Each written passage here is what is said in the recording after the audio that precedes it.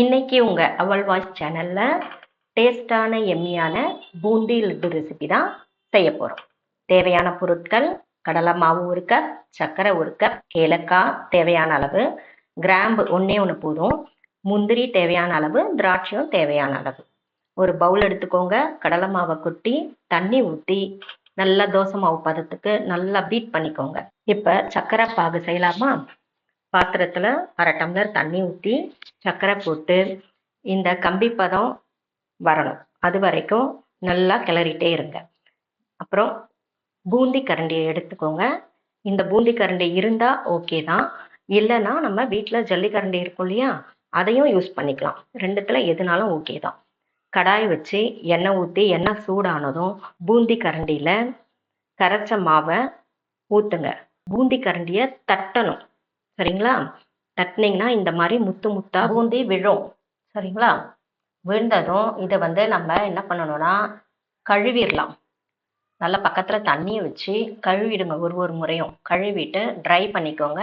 அதுக்குள்ளே பூந்தி எடுத்துடலாம். 1 நிமிஷம் போதும், ரொம்ப முறுமுறுன்னு ஆகக்கூடாது. திரும்ப இன்னொரு முறையும் நம்ம ஊற்றிடுவோம். இதே மாதிரியே ஊற்றி ஊற்றி எல்லா பூந்திகளையும் பொரிச்சு எடுத்துடலாம்.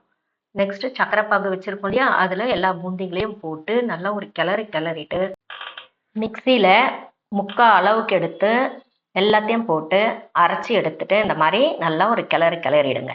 கடாயை வச்சு நெய் 2 ஸ்பூன் ஊற்றி முந்திரியை போட்டு நல்லா வறுத்து, ஒரு கிராம்பு வச்சுருப்போமா அதையும் போட்டு நல்லா வறுத்துருங்க. திராட்சை வறுத்து எல்லாத்தையும் எடுத்து அந்த பவுலில் கொட்டிடுங்க.